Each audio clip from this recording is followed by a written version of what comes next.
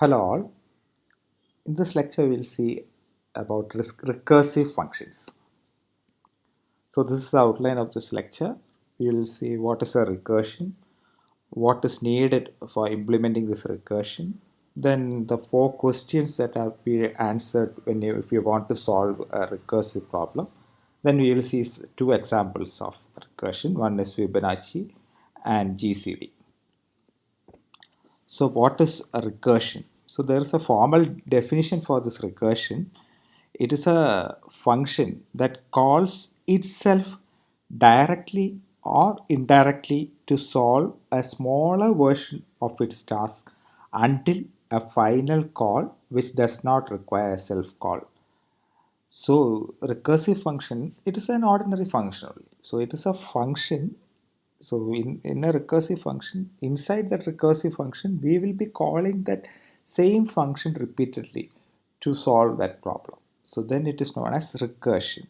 So if we have to solve the same kind of problem, if we can divide the larger problem into smaller problem such that it is similar to the larger problem, then we can solve it by recursion. Okay, so a function that calls itself directly or indirectly to solve a smaller version of its task until a final call which does not require a self call is achieved. Then it is known as recursive function. Okay. So what is needed for implementing this recursion? So what are the things that will be needed if you want to solve a problem using recursive function? So first thing is decomposition into smaller problems of same type. So if you want to solve a problem, we should be able to decompose that large problem into smaller problems of the same type. The problem should be of the same type of the larger problem.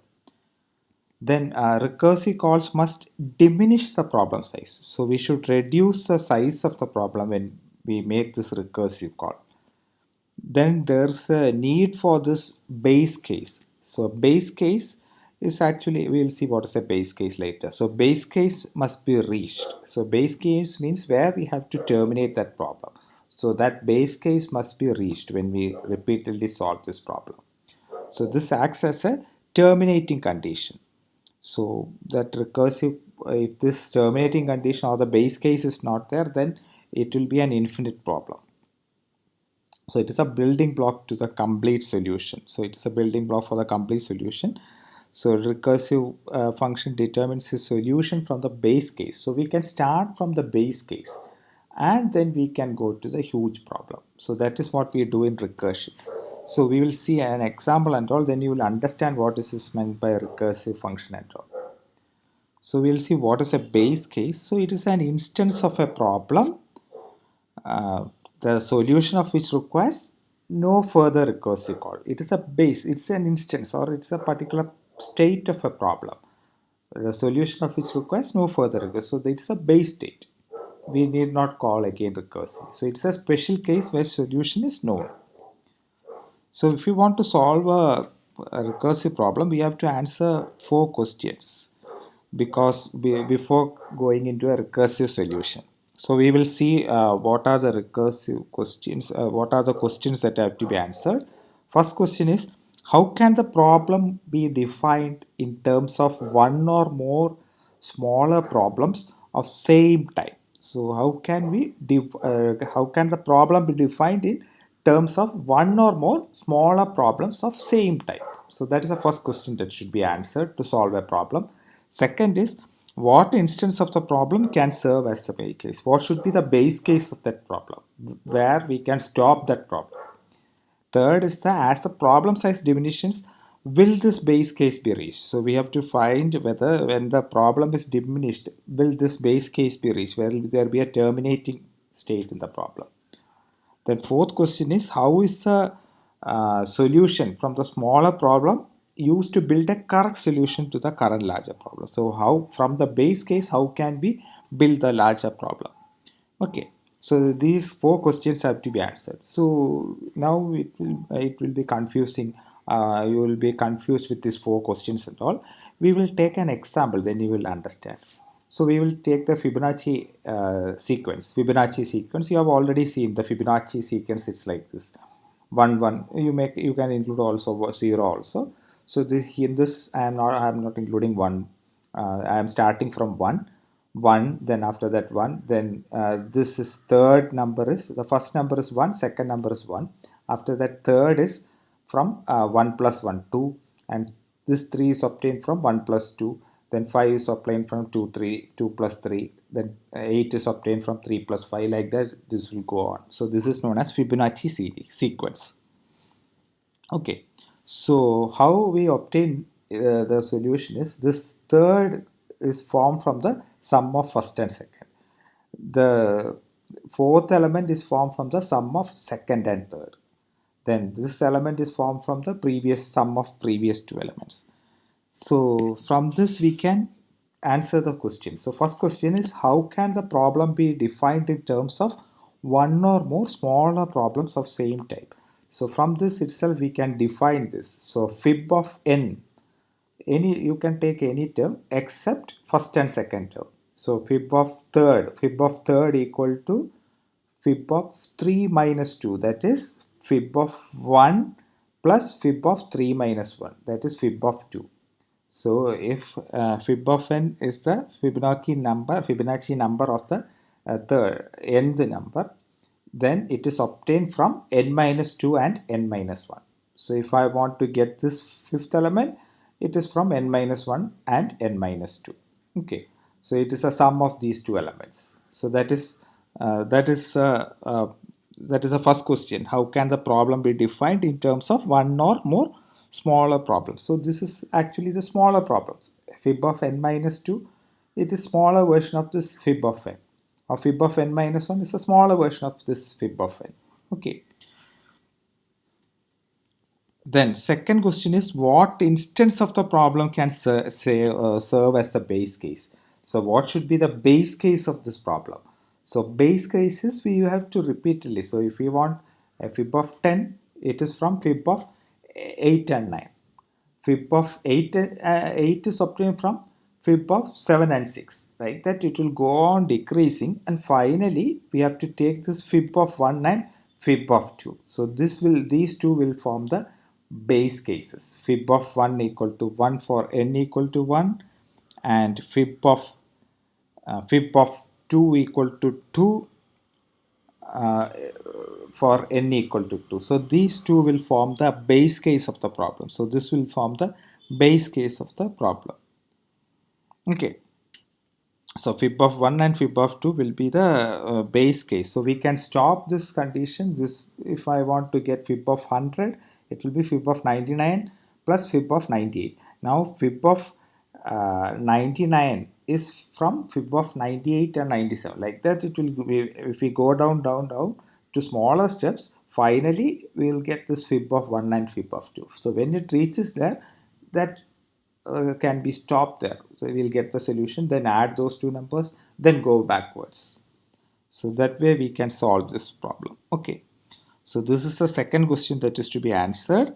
So these are the two base cases. So these fib of 1 equal to 1 and fib of 2 equal to 2 are the will form the base cases of this problem. Okay, so will form the base case of the problem. Then the third question is to be answered. So as the problem size diminishes, will one reach these base cases? So it will reach this base case as long as n is non-negative integer. So it will go on reducing. Fib of n minus 2, it will be fib of, if we take fib of 5, it will be fib of 4 and 3.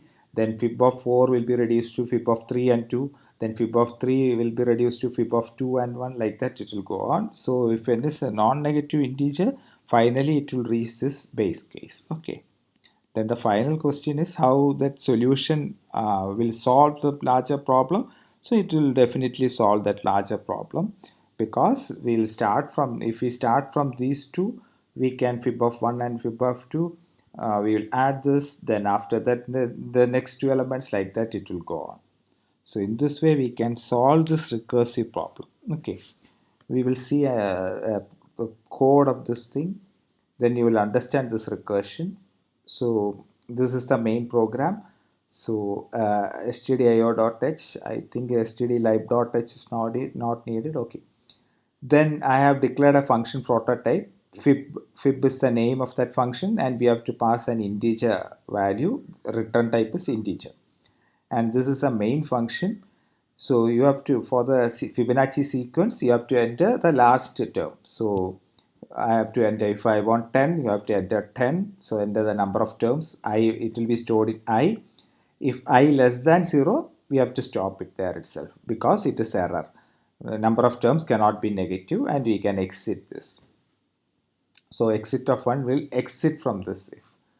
Okay, then we have, if it is not less than 0, if it is greater than 0, then we will print the statement Fibonacci sequence for percentage d. So if I am entering 10 for 10 terms is, then we will be repeating this loop from j equal to 1. We are not taking 0, so we are taking from only 1. Okay, if you want, you can change the program so that 0 is also printed.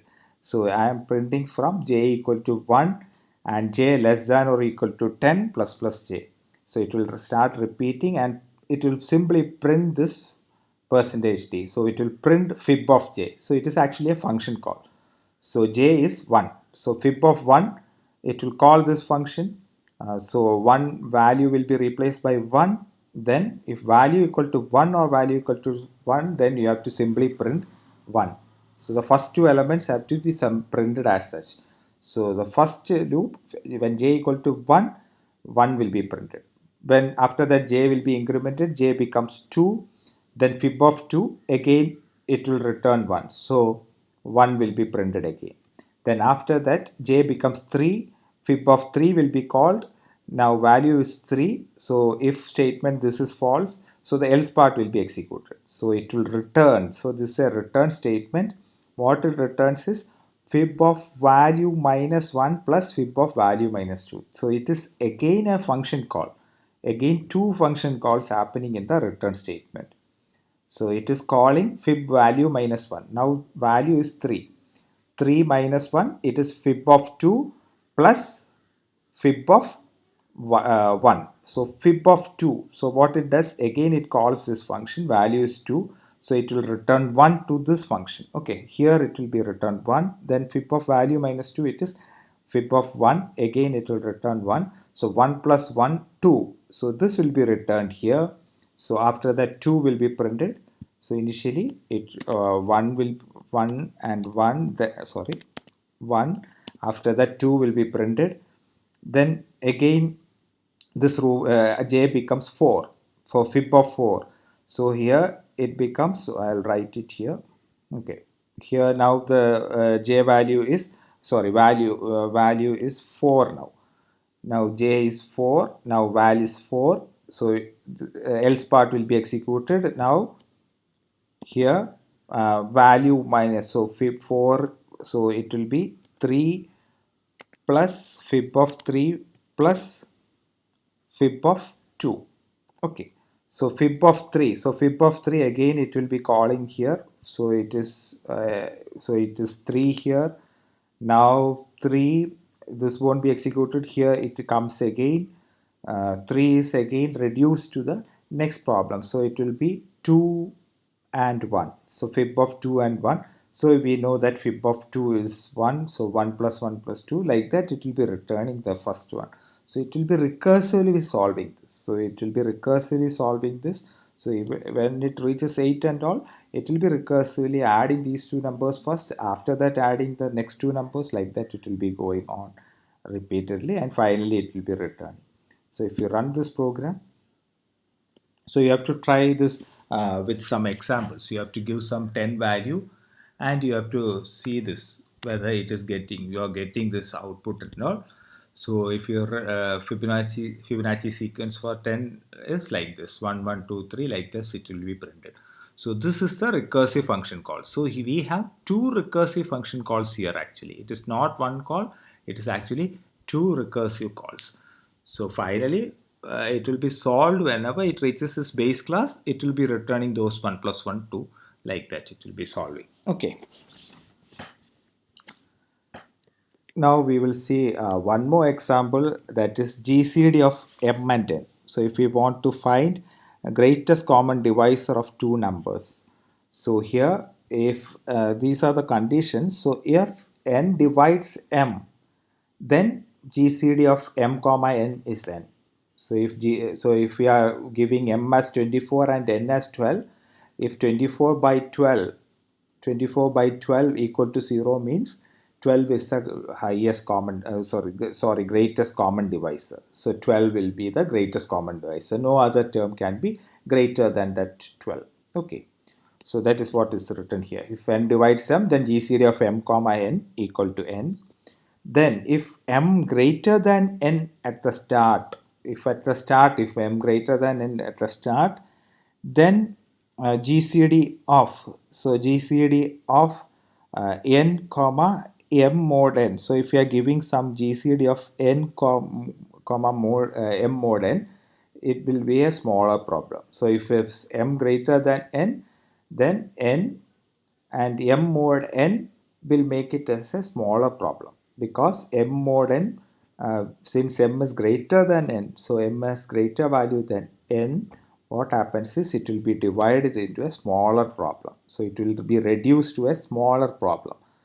That is, for example, if you are giving 48 and 24, let it be 48 and 24, so it is 48 and 24. So n is 48 and m is 48 and n is 24. Then this is 24 and m mod n, that means 48 mod n, so it is 0. So it is 0, so that means it has been reduced to a smaller element. Okay, sorry, it is actually divide, so we should not take 48 and 24. You have to take some other example. Let it be 48 and 18. So 48, m is 48 and n is 18. So here m mod n, that is 48 mod 18. So 48 mod 18 is 12. So what happens is n will be 18 and this will be 12. So we will be finding GCD of 18 comma 12. So this has been reduced to a smaller problem. Okay, that's what is written here. So if m is greater than n at the start, this will be reduced to a smaller problem. So if m is less than n at the start, then m mod n will be equal to n. So for example, if it is 12 and 18, that is given. So if it is m is 12 and m is 18, so what happens is 12 if it is m is less than, so m is 12 and n is 18, then 12 mod 18 will become 12 itself. So it will become m, and the first recursive step, GCD n comma mod n, is equivalent to GCD of n comma n. So it will be just turning this number. So okay, GCD of mn will become nm. So that is what is happening. So it will be automatically reduced to a smaller problem. So all the four questions you can answer, and you can see whether it is a recursive problem at all. So you have to find the base case. So base case will be something like this, GCD. So all these should be considered as a base case. So you have to check whether the remainder reaches 0 or not. So that will be the base case of this problem. So we will see that problem, then you will understand this. So this is the GCD problem. So here we have this GCD, we have called this GCD, and we are passing two integer numbers. Then this is the main problem, and you are asked to enter two numbers. Okay, now I and j are two numbers that are to be entered. So I'll enter 48 comma 18. So let the numbers be 48 and comma 18. So I'll be calling this GCD of percentage D is percentage D. So 48 and 18 is GCD of 48 comma 18. So here A and B are 48 comma 18. So this will be called here. Now we have to recursively solve this. Now we have a remainder value here. Remainder equal to A mod B. So remainder is A mod B. So A is 48 and B is 18. 48 mod 18, it will be 12 here. Initially it will be 12. Then if remainder equal to 0, we can return it, but remainder is not 0. So what happens is, here it will be called here return GCD of b comma remainder. So GCD of b comma remainder means b is 18 and the remainder is 12. So it will be recursively calling again 18 comma 12. Now what happens? It is A is 18 and B is 12. 18 and 12. Now again it will check for the remainder. 18 mod 12. 18 mod 12. Okay. 18 mod 12. 18 mod 12. It will be 6. Okay. 18 mod 12. It will be 6 here. Now it is remainder is not equal to 0. Then again it comes here. So GCD of b comma remainder. So b is actually 12 comma 6. So now it is 12 comma 6. Again it will be called here. So it will be 12 comma 6 again. Now again it will calculate the remainder. 12 mod 6, it is 0 now. 12 mod 6, it is 0. So if remainder equal to 0, we have to return b. So we have to return 6 should be returned here. So we'll be returning 6. So the greatest common divisor of 48 and 18 is 6. So it will be 6 will be printed. So we are recursively solving that problem. Okay. So that is what is happening. Now let me reverse these numbers. Okay, I'll reverse this number. So what happens if I reverse? I'll delete all these things. So I'll try to reverse. If I'm giving instead of 48 and 18, I'm giving it as 18 and 48. So now I is 18 and j is 48. So I is 48, 18 and 48. So we will be calling this function. Now it will be a is 18 and 48. Now we will be calculating remainder a mod b. A mod b means 18 mod 48. So what happens is we will get remainder as 18. So remainder will be 18. 88 mod 48, it will be remainder will be 18. If remainder equal to 0, it is not true. So what happens here is, now we are calling GCD of B. So GCD of B is actually 48 and the remainder is 18. So it will be automatically reversed. So if you are giving 18 comma 48, it will be automatically reversed, and again the previous same steps will happen and we will get the answer as 16.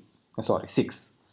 So that is what is happening in this GCD of this thing. So we'll be repeatedly calling this using this remainder. So whenever that remainder reaches 0, this will be terminated.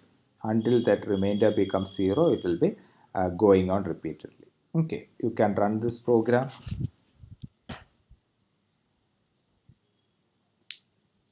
So if you compile and run this program, you can enter this 48 and 18.